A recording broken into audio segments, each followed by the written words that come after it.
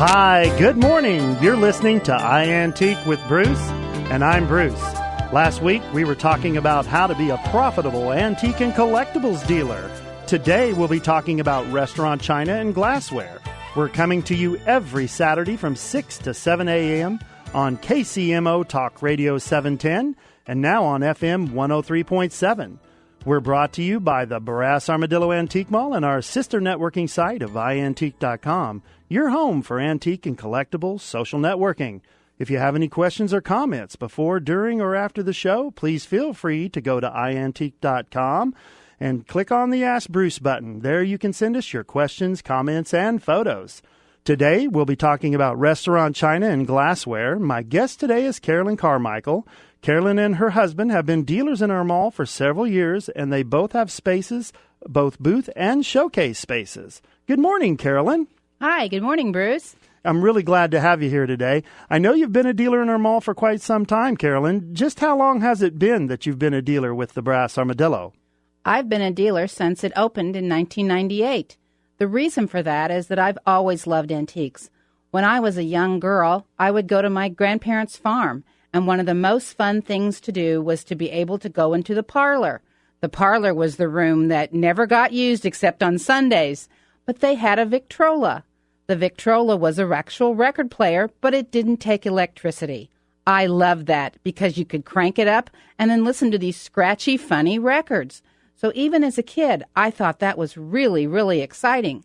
And then my dealership came about when my mother could no longer care for herself, and she brought 45 years of stuff.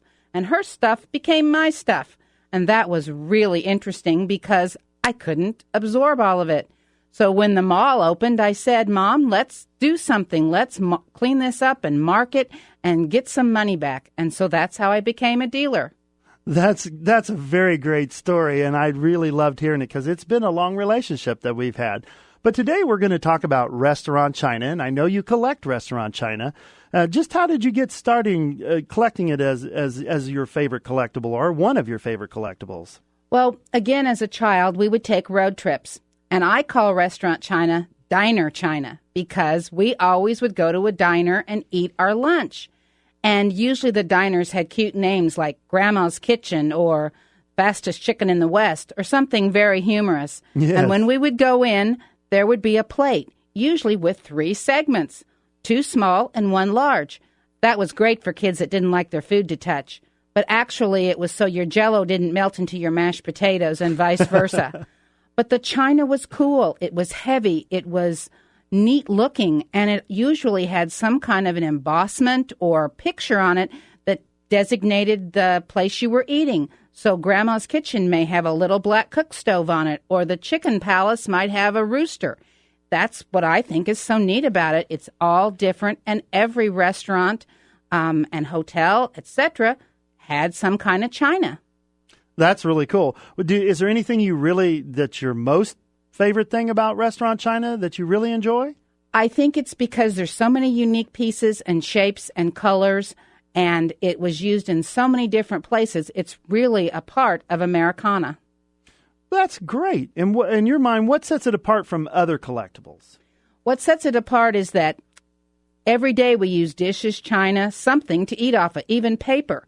But do you ever think about where that comes from? And knowing that this is a piece of history from about the turn of the century forward makes it something that just warms your heart and is important to us because we do have a meal every day.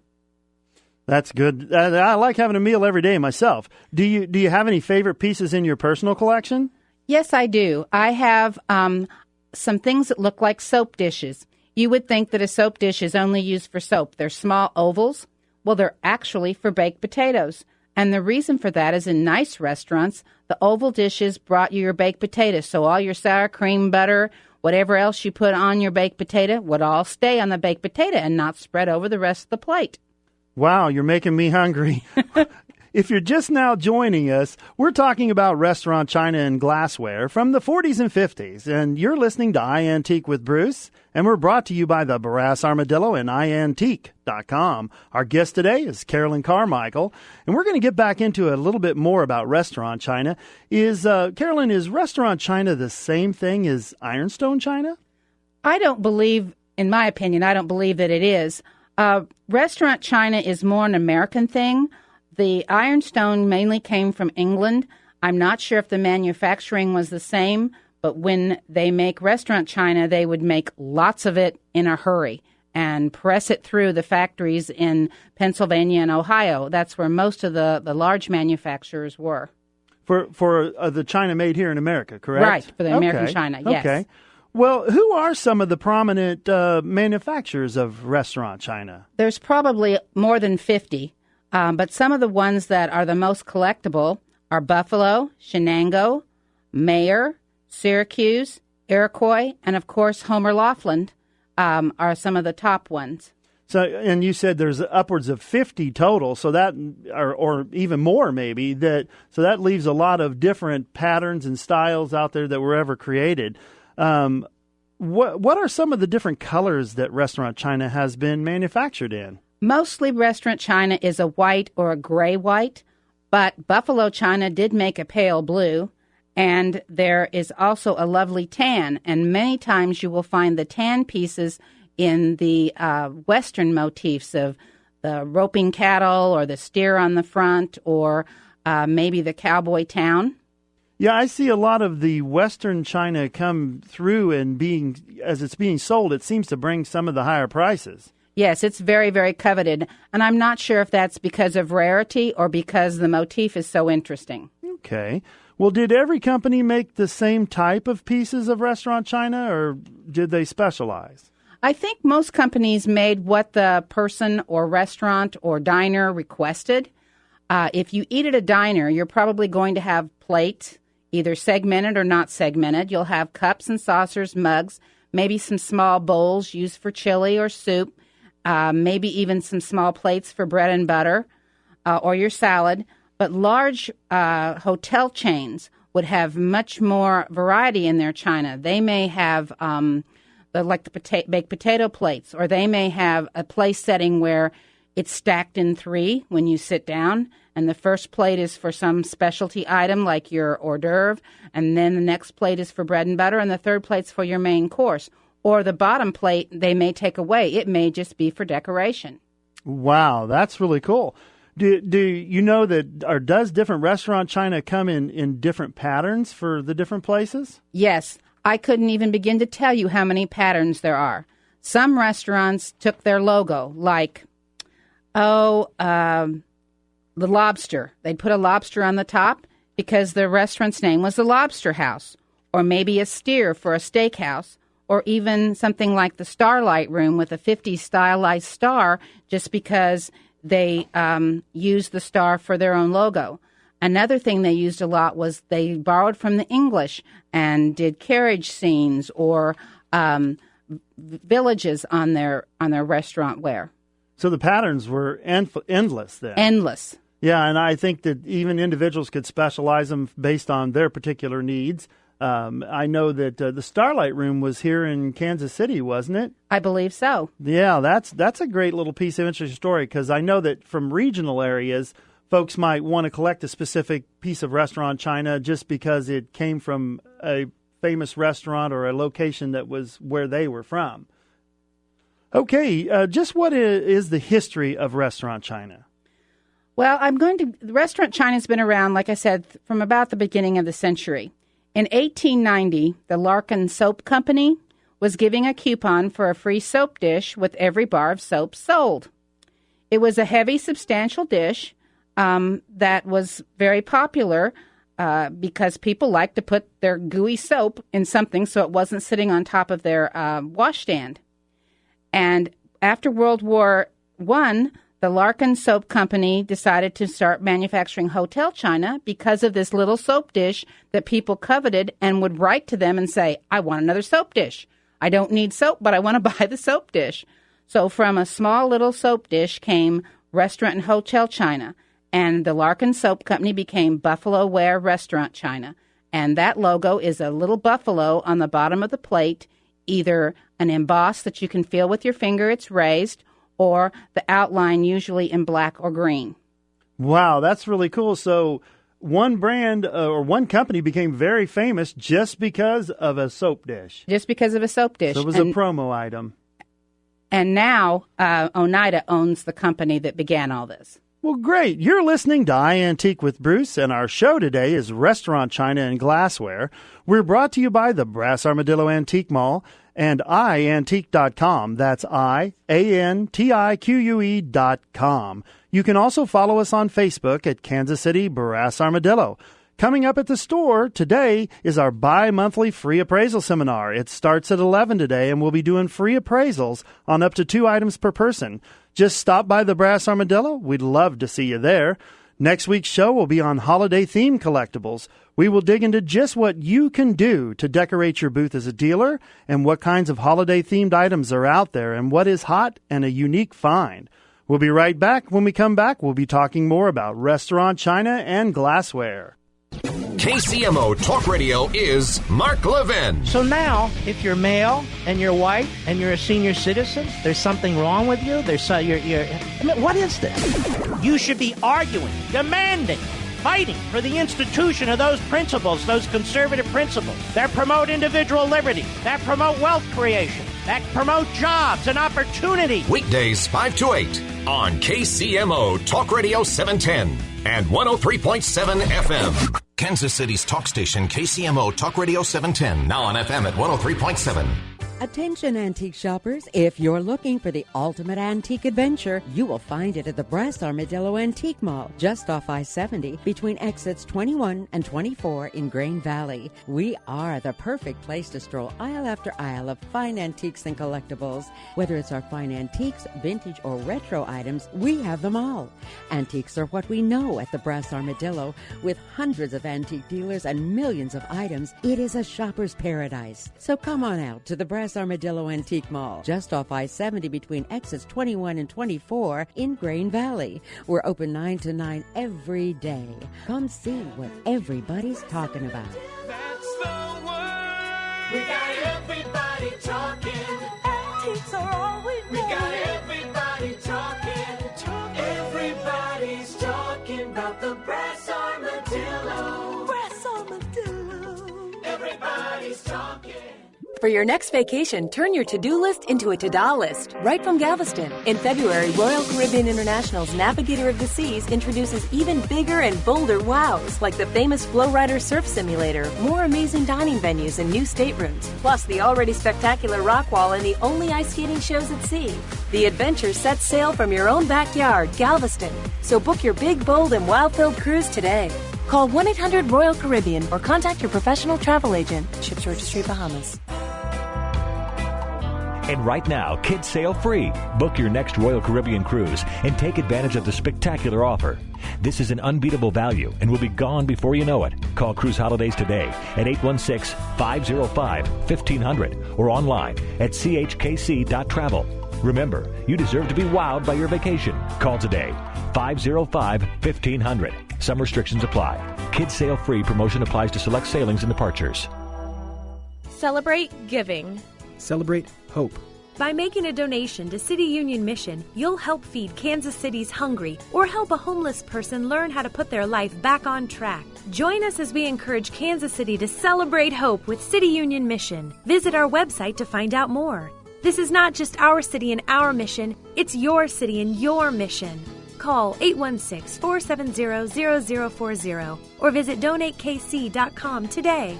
Today, my new dad threw a barbecue. I burnt everything. Ah! And then we played catch. I broke Mr. Lewis's window.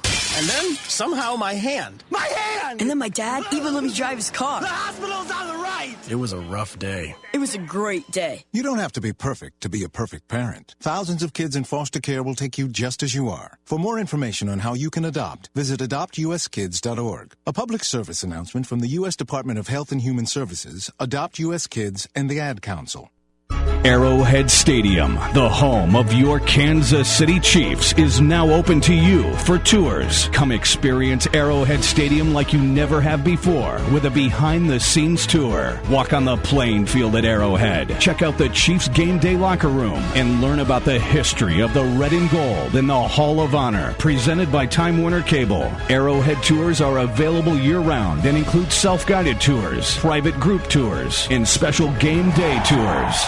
For more information and to book your tour, visit goarrowhead.com or call 816-920-4833. You've tailgated in the parking lots, cheered from the stands in the sea of red. But have you ever been behind the scenes at Arrowhead? This is your chance to walk on the playing field at Arrowhead. Check out the Chiefs game day locker room and learn about the history of the red and gold. Arrowhead Stadium tours are available now at goarrowhead.com. Your radio is set to talk. KCMO Talk Radio 710, now on FM at 103.7. Welcome back. You're listening to iAntique with Bruce, and I'm your host, Bruce Limecooler. We come to you every Saturday from 6 to 7 a.m.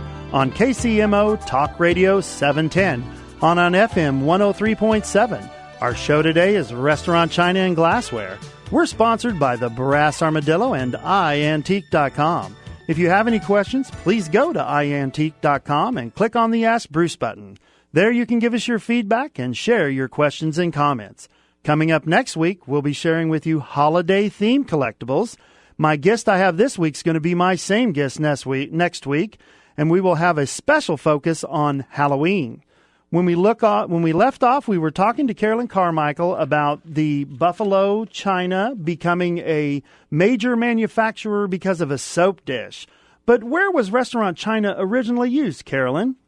Well, restaurant china was used many, many places. I talked about it being diner china with the little small mom-and-pop places, but it was also used on airlines, major cruise lines, boats, and really on railroads. Railroads were a big restaurant china user, and those pieces are very collectible because we don't have very many passenger trains anymore. And during the 20s, 30s, 40s, 50s, and even through the 60s, that was the way to get across country, especially if you couldn't afford airfare. Well, that's very interesting. Do you have any other little interesting stories about how restaurant china came about? Restaurant china on railroads came about because there was usually a dining car, and you got to go to the dining car and sit down and have a meal, and it was all individualized, meaning that if you had coffee, you had a creamer that was about 1.5 inches to 2 inches high in the same pattern that maybe was with the rest of the dishes. The Kansas City Southern Railroad line had a special pattern called Roxbury, which is red on white, that's very unique and very detailed little red flowers and leaves. Oh, that sounds very attractive. And was that the only Kansas City Railroad around here that you? Oh no, there's the Atchison, Topeka, and Santa Fe. There's the Missouri Pacific, the Union Pacific. There was the Eagle that went up to Iowa that we rode when we'd go for Thanksgiving to my grandparents. So Kansas City was a hub for railroading, and we have the Union Station to prove that. In fact, Union Station even had their own restaurant china. Great. Does different restaurant china have different kinds of markings? Yes, and the way it is put on the plate or the item that you are putting the decoration on, it's called transfer print. So if I want, say, an eagle on the top or a flamingo in the middle, they would take that image and actually put it on and glaze it to the top throughout the plate so it could stand up to lots of dishwashing. Because in a restaurant or a hotel or anything where they were using this dinnerware, it would be washed and washed and washed hundreds and hundreds of times, either by hand or an electric washer. So it needed to be very durable, very heavy, and the print needed to be on there really tight. Wow. Well, if you're just now joining us, we're talking to Carolyn Carmichael about restaurant china and glassware, and you're listening to iAntique with Bruce, and we're brought to you by the Brass Armadillo and iAntique.com. We come to you every Saturday on KCMO Talk Radio 710 and on FM at 103.7. And my name is Bruce Limecooler, and I am the general manager of the Brass Armadillo Antique Mall. And my guest today, Carolyn, I'd like to get into this a little bit deeper. Why are the different markings so important for a collector? The different markings are important because of the iconic relationship that people have with some place they've been. I would love to have pieces of restaurant china from some of the little diners that I ate at. But also if you rode the railroads or if you flew on an airplane or say you would go shopping with your mom at Sears or Ward's, A lot of times you go to the little cafe and get a burger and fries. Well, on the Sears plate was a coffee cup, and on the Montgomery Ward's plate, it was turquoise and gold on white, and it said MW. And so the M and the W actually almost fit into each other because they looked upside down. Wow. What are some of the more unique pieces of restaurant china, Carolyn? I mean, you talked about the potato bowl or boat. Was there some other more unique, interesting pieces? Yes. The soup bowl, I think, is one of the most interesting. I said there was a bowl at the diner that was kind of for chili or something that they would serve there, maybe dumplings. But in a nice restaurant, when you got soup as one of your first courses, it was a large bowl. But the largeness was because of the lip around the top. And that lip was so that when you dipped your soup with your spoon, you could actually glide the spoon across the lip and get rid of any excess liquid so you weren't dropping that on your shirt. And I thought that's probably very prevalent for young ladies who were having a dining out experience quite often in those restaurants, and they wanted, and also the large size was probably to help let the soup get easy to eat quickly, correct? That's true, because that was your first course. And you also said the chili bowl had straight up sides. Why? Because it was thicker? You want your chili hot. You really like that chili to be warm when you eat it. Also oatmeal. So when you got your ingredients and put everything in those bowls, you want it to come to the table piping hot. So when you put your spoon in, it tasted good. Good. That's neat. Well, as you said earlier, restaurant china was used in different places. So what were some of the different places that they had the restaurant china? Well, some of the places that most people have heard of is Disneyland. They had their own china if you went to Disneyland in California or if you go in Florida. Gentlemen's clubs, say a man's club like the Masonic Lodge or one of the temples here in Kansas City, if the men sat down for a meal, they'd have their own restaurant china with their own insignia on it. We talked about Sears and Ward's. Fancy dining in some of the upscale places where we would shop, like Macy's and Jones Store here in Kansas City, they had their own china. In the Hawthorne Room at Jones, we would go in and sit down, and the whole place was decorated in the hawthorn flower, and also on the plates were hawthorn flowers. Yeah, you told me a very interesting story that your mother made you behave very, very nicely when you went to the Hawthorne Room. Tell us a little bit about that. Yes, when my mother and I would go shopping downtown Kansas City, I always asked to go there because it was so elegant, and I thought it was so kind of prissy and girly to get to go there. But I always got the warning with the hand on the shoulder, now you behave because there's going to be ladies in here eating, and they don't want a disruptive child. And she was right. There were ladies there in their fancy clothes with their white gloves, so I had to be a good girl while I ate there. Kind of like the movie Breakfast at Tiffany's, right? That's right.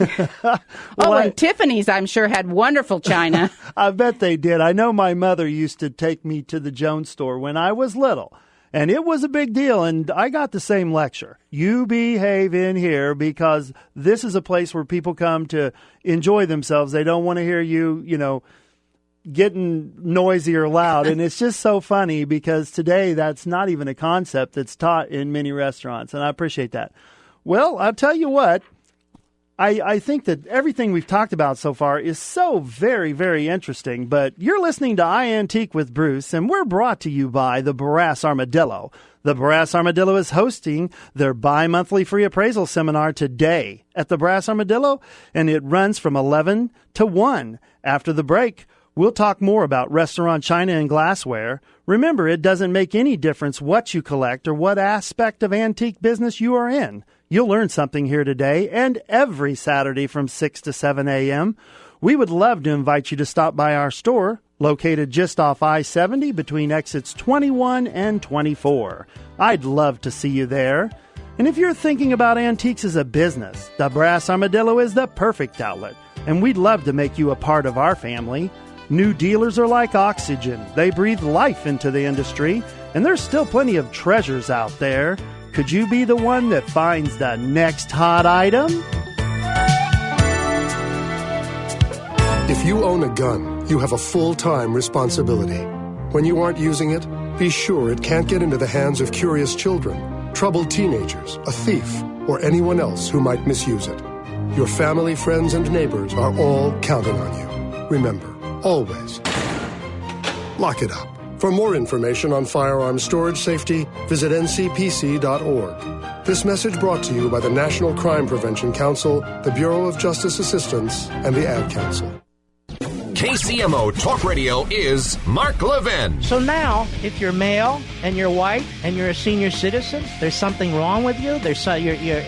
What is this? You should be arguing, demanding, fighting for the institution of those principles, those conservative principles that promote individual liberty, that promote wealth creation, that promote jobs and opportunity. Weekdays 5 to 8 on KCMO Talk Radio 710 and 103.7 FM. Where Kansas City talks. Talk Radio 710. Fox News Radio, I'm Lillian Wu. Ukraine is accusing Russia of helping rebels destroy evidence at the crash site of the downed Malaysian Airlines plane. Friday, the first group of international investigators reportedly met with armed separatists. They've taken control of the scene, which spans for miles. The investigators from the Organization for Security and Cooperation in Europe say a unit of heavily armed rebels blocked their team for an hour on Friday. Eventually, the inspectors just had to leave. As they were leaving, warning shots were fired. Fox's Elizabeth Pran. Malaysia, meanwhile, sounding deep concerns. Its transport minister saying, failure to stop such interference would be a betrayal of the lives that we lost. And Israel saying it's getting results as the ground offensive into Gaza continues. Forces pounded Hamas rocket launchers and uncovered more than a dozen cross-border tunnels. Fox News. We report, you decide. The KCMO forecast from KCTV5. As we head into that weekend forecast, the warm-up will be underway. Now, Saturday actually is a pretty nice day. We'll start off in the low 60s. Mostly sunny afternoon skies, the warmest to 84. Sunday, that's where the temperature cranks up to near 90. Just a little bit more humidity as well. I'm KCTV5 Chief Meteorologist Chris Suchan. KCMO is Talk Radio 710 and now 103.7 FM. Something's happening. Know what that is? You will with KCMO.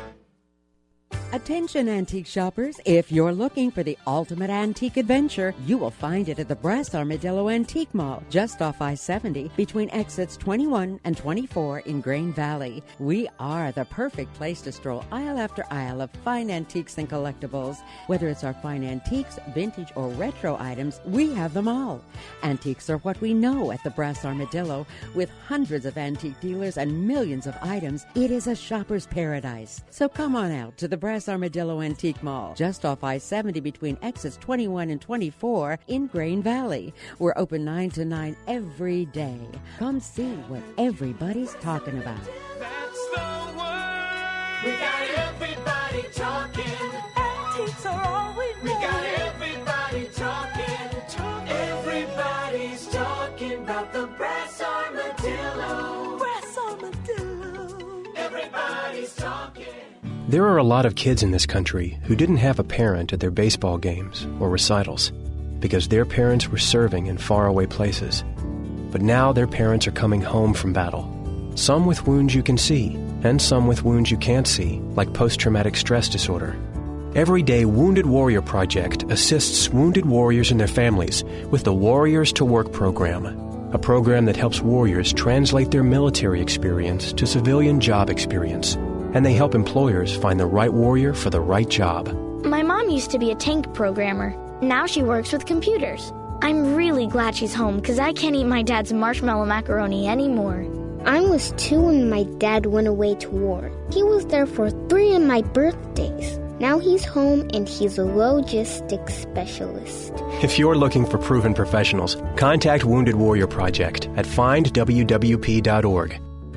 Welcome home the brave.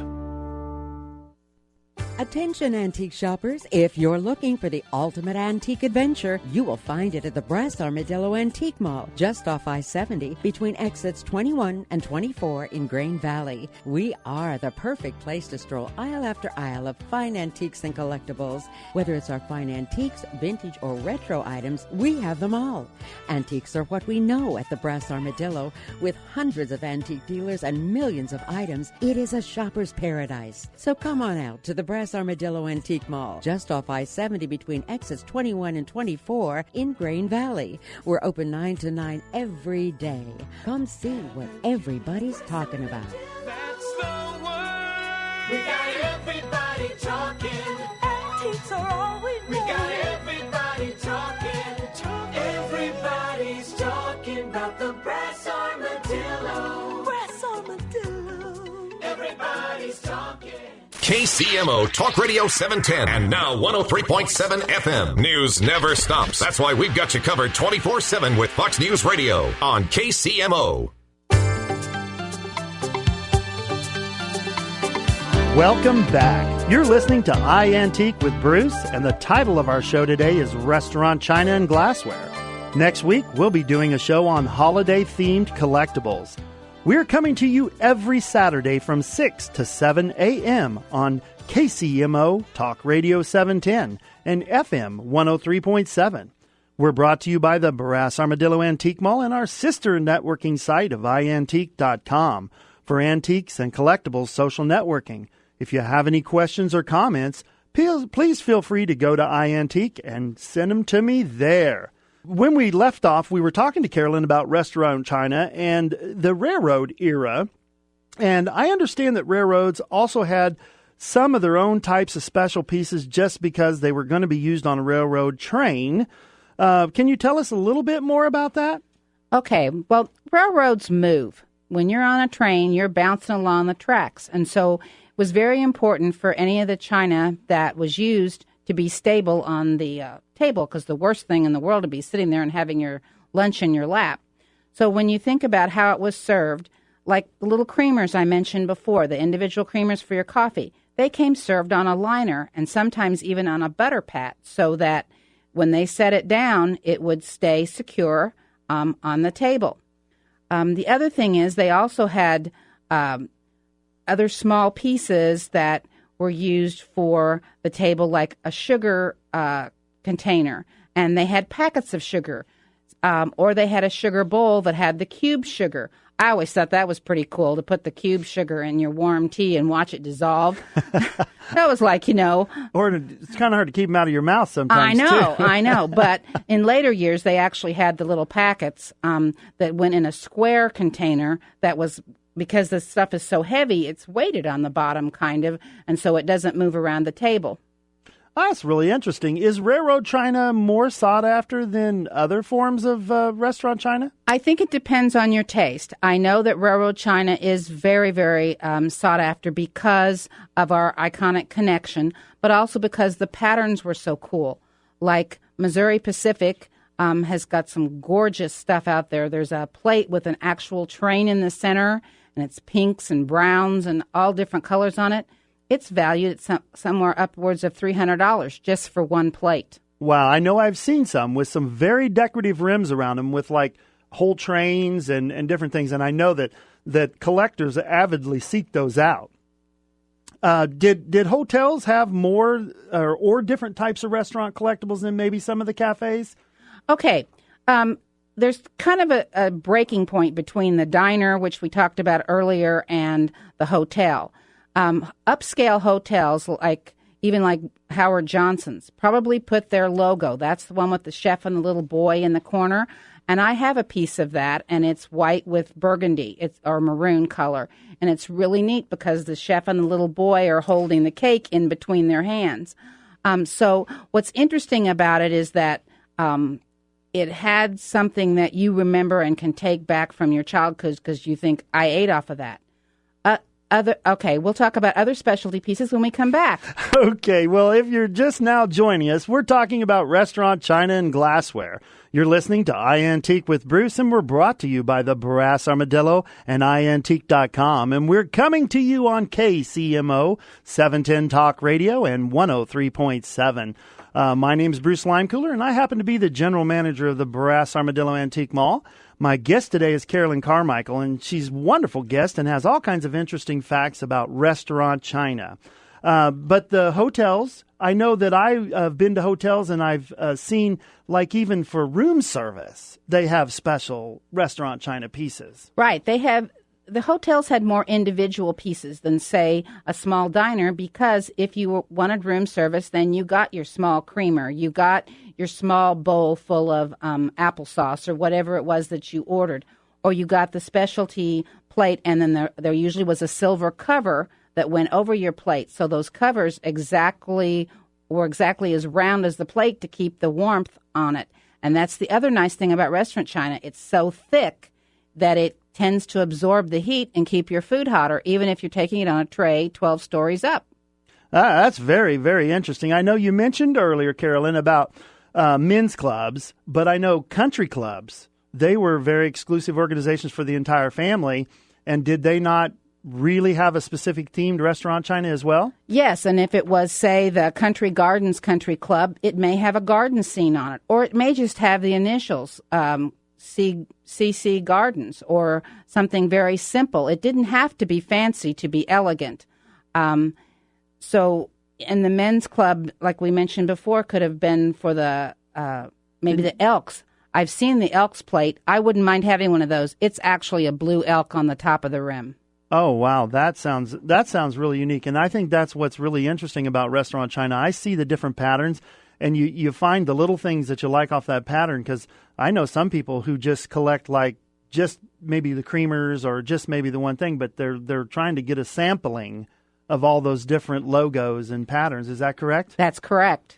Well, we were talking earlier, you said Howard Johnson's had theirs, and then the upscale hotels. What were some of the other styles that they had on theirs? Some of the hotels actually went back to look at Roman times and had patterns designed specifically for them.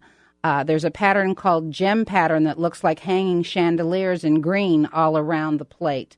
Sometimes it looked very Romanesque with columns or something, wow, that would remind you of times way long before America was even settled. Well, and you showed me a book the other day. We were sitting at the store and we were going through a book, and you mentioned that even like state capitals, senates, presidential, they have their own style or pattern that they may have. Tell us about that. And I am lucky enough to have a creamer from the great state of Missouri with a seal on it. That was the pattern that was in the cafeteria if you went to the Capitol building and visited and then went downstairs and ate in the basement cafeteria. And that's really cool because the state seal has two bears on it, and it's embossed right there on the plate. Oh, wow. And I saw a presidential one in the book. It has a big golden eagle on it, and I think that that's really striking as well. And I could see that a collector would want to seek out some of those different patterns to make their collection, more unique. And then we also saw images of hospitals and the military. What were some of that reasoning? Yes, medical facilities such as military hospitals, like the Veterans Administration right here in Kansas City, had their own restaurant china. Sometimes it said Veterans Hospital, but many times it had the snake wrapped around the stalk, which is very medical and indicates that it was part of that hospital chain. Well, and as we were driving over here today, you even mentioned that pharmacies might have some restaurant china for specific uses. Yes, because in years past, the pharmacies actually made some of the pharmaceuticals and the pills and the medicine right there.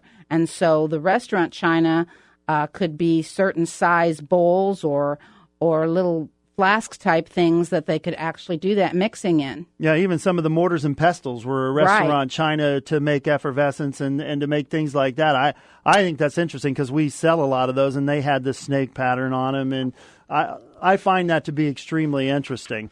Well, I'll tell you, remember, here's what you can do. If you love antiques and you love to look for antiques, put that together and you have the start of a fun and exciting business. The Brass Armadillo can help with just that. We'll be able to take care of all your business details, and you only need to stop in and select your booth or showcase space to get started. We make it very simple. You can start a business for less than $100 per month. When we return, we'll hear some more about restaurant china and glassware. You're listening to iAntique with Bruce, and I'm Bruce. We're brought to you by the Brass Armadillo Antique Mall and our sister networking site of iantique.com. If you want to send us any questions, please go to iantique.com and click on the Ask Bruce button. Coming up next week, we'll be devoting the whole show to holiday-themed collectibles.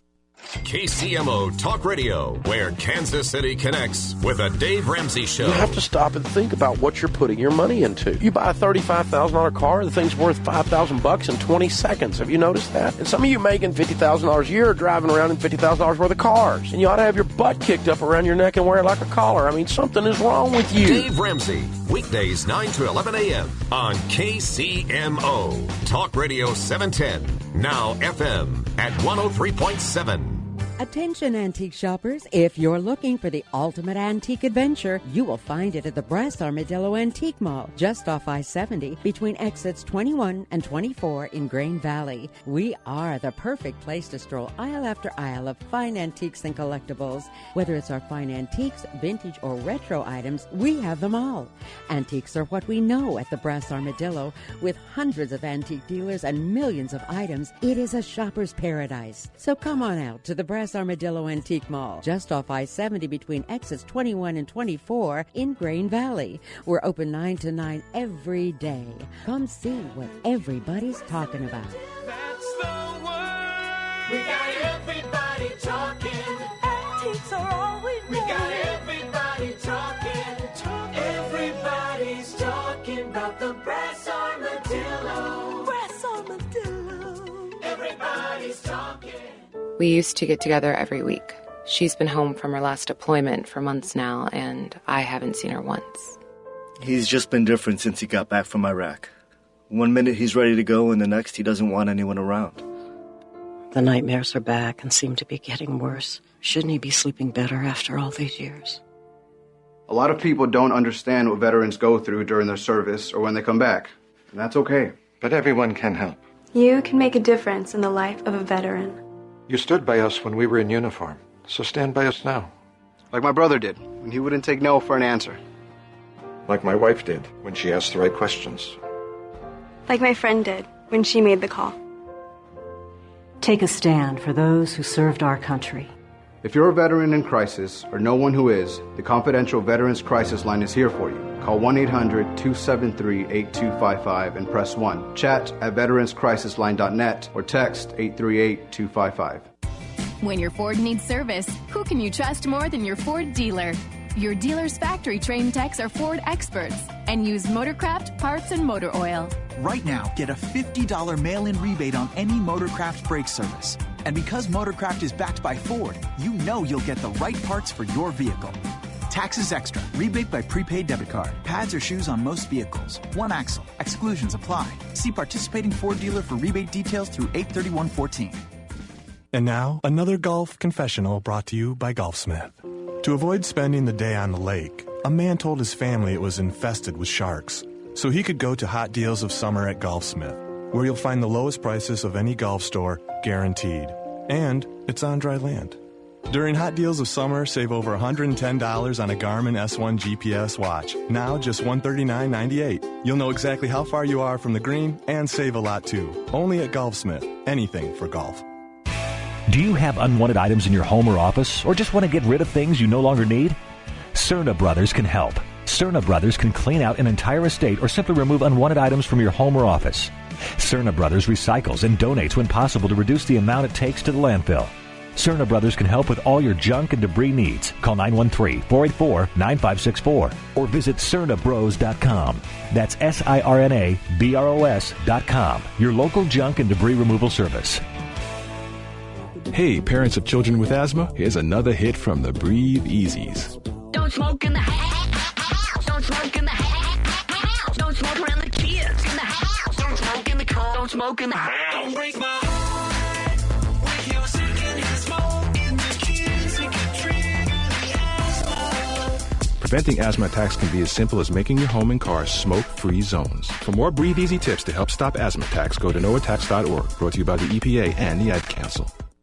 Greg Knapp. Coming up Monday on the show, Bradley Manning leaving for Leavenworth. Why and who's paying? And surveillance catching people in KC in the act of defrauding the Social Security Disability Fund. It's on the KCMO Morning Show.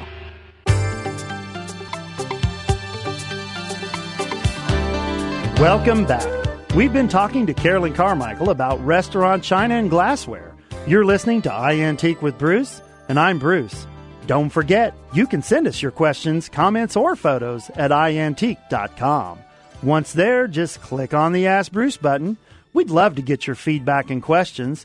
You can also follow us on Facebook at Kansas City Brass Armadillo.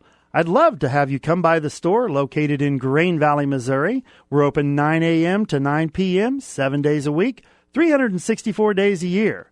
And I want to tell you about a big event that we have coming up on August 1st, 2nd, and 3rd. It's a preferred customer sale. That's right. Mark your calendars, 15% off all antiques and collectibles in the mall. And be checking your email to receive 15% off or a preferred customer card entitling you to that discount. Come on by. And when in the store, come up and say hi to me, Bruce. I should be behind the counter. Well, Carolyn, I have a question again. Are there any counterfeit issues with restaurant china? Yes, don't be fooled. They have made reproductions of restaurant china, especially the things that are highly collectible, like the little creamers. And I'm going to talk about those because they are something that a lot of people do want to have in their collection. The problem is when you look at a creamer, it should be crisp and clear, especially the logo that's on it. So if you're looking at a creamer from a railroad and the picture of the train doesn't look just right, buyer beware. Also on the bottom, there should be a maker's mark, and I think we're going to talk about those a little bit in the future here. You want to be sure that it actually says what you're looking for. So if you want a particular item and are very picky about what you get, do a little bit of research on your own so you know. A lot of reproductions were made in the 70s and 80s because that's when this started getting big as far as people wanting them for their collections. Good information to know. Are there any other things that you as a collector kind of look out for when you're collecting restaurant china? I look for weight. If it doesn't feel solid in my hand, it's probably a reproduction. If there's a lot of crazing, which means there's little lines running through it, restaurant china doesn't craze very easy. It has to be really, really old or used very, very hard. So if there's a lot of crazing, it may just be that they put a poor glaze on it and it's a reproduction. I got you. Now, that's a very good piece of information as well.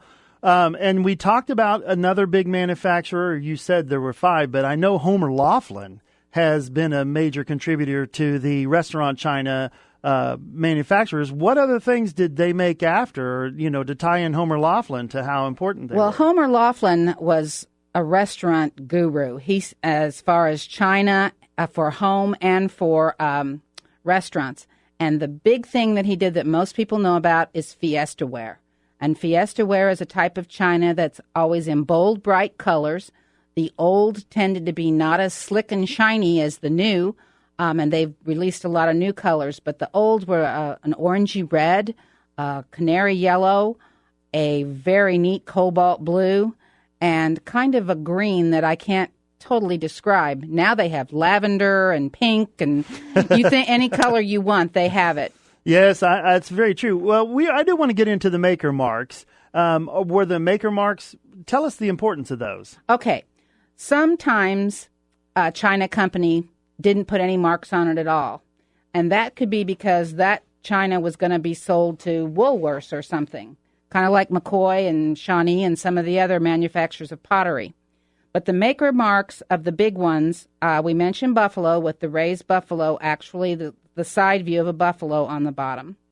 Shenango had an Indian, and that's what's really cool is the Indian is sitting making pottery, making a bowl or some kind of a piece of Indian pottery.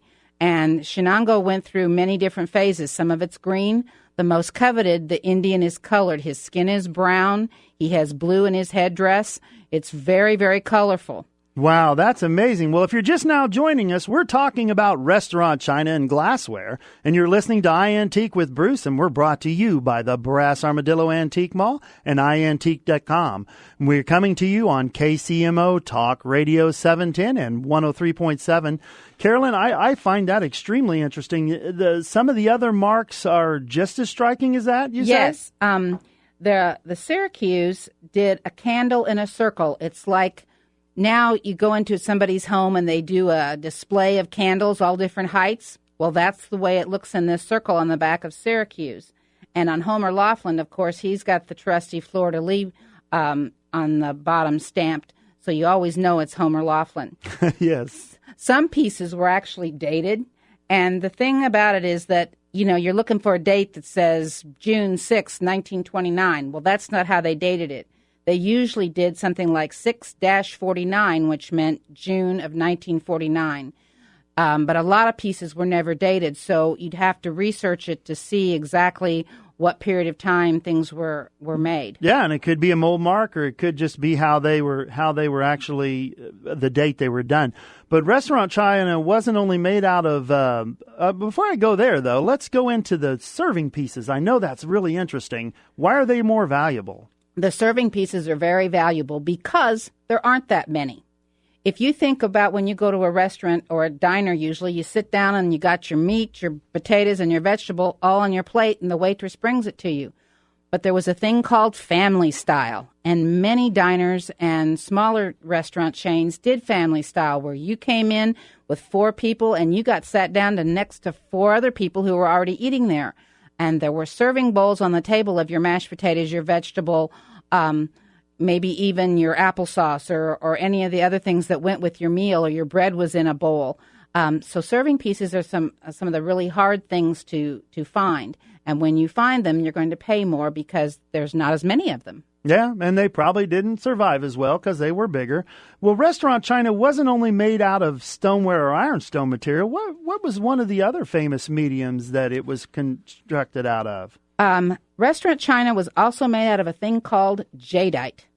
And jadeite is a collectible that is a milky green glass for the most part, and it was manufactured from the mid-19th century until the 1970s as jadeite itself. And it also had another color, a couple colors. Besides the milky green, we had Delphite blue and another color called peach luster, which was an orangey peach, almost sparkly, sheeny, very shiny type of dinnerware. So it was like a milk glass. Well, how was jadeite made? To make the lovely green color, uranium was added to the mix so that the uranium actually brought out the color of the green during the melting process. During World War II, the government confiscated all the uranium because of the war effort. So it was not until 1958, when the restrictions were eased, that the glass makers were able to reproduce limited quantities of the beautiful jadeite. Wow.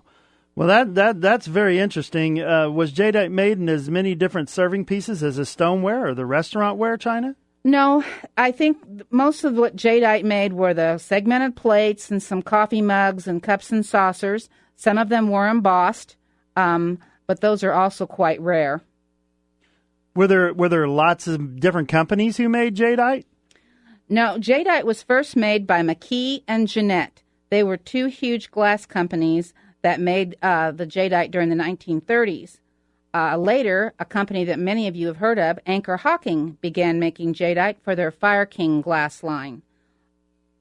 Well, that's very interesting. I know jadeite's a market and actually could probably be a show all by itself because they made everything from toys and all types of interesting things out of the jadeite. But next week's show is going to be on holiday-themed collectibles. You're listening to iAntique with Bruce, and we are sponsored by the Brass Armadillo and iAntique.com.